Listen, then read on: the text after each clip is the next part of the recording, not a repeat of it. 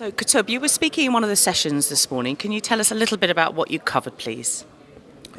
So the main thing that we covered is the challenges that the grid is facing with the rise of with the increased penetration of electric vehicles and the increased penetration of renewable energies into the grid.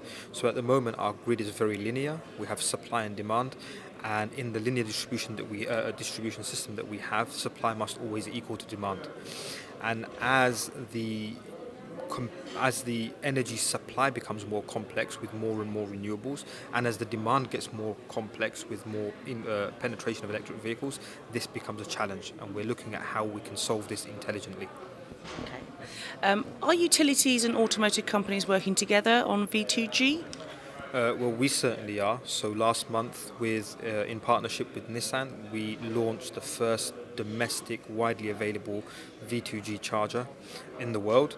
And so we are working closely with Nissan, and we are working closely with automotive companies to bring V2G to life. We can do much more, and I think that collaboration can be a bit easier, and there's more that both sides can do to make the process easier. There are questions about the impact of V2G on EV battery life. Can you comment on that? Yeah, so in the simple framework of understanding things, so lithium-ion batteries degrade, and they will degrade whatever happens. What causes the degradation, or what accelerates the battery degradation, are a certain number of factors. So, for example, elevated temperature, elevated states of charge, so how much charge you have in a battery, a swing in state of charge, so going from full all the way to empty, it's really bad for a battery. Really high currents are bad for batteries. So if you imagine your mobile phone, taking your mobile phone and leaving it on top of a hot radiator fully charged is really bad for a battery, right? So in that sense, and I mean, obviously charging and discharging battery is bad for a battery. So in that simple framework, if you say, oh, V2G, all it's doing is taking energy in and out of a battery, and therefore it's bad for a battery. That simplistic approach actually gives you the wrong answer.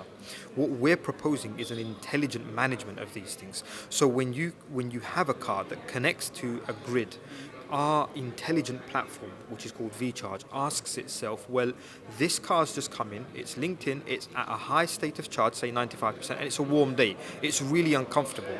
Well, let's discharge it to a more comfortable position. But in discharging, there is also an associated degradation. So it starts to optimize. It starts to say, oh, what's better, to stay where I am, so discharge. If it finds that discharging is better, it discharges. If it finds that no, actually discharging is going to cause me more degradation, it stays where it is. So intelligently managing batteries to do V2G can actually alleviate the problem of degradation and actually extend the life of a battery beyond the case where there is no V2G.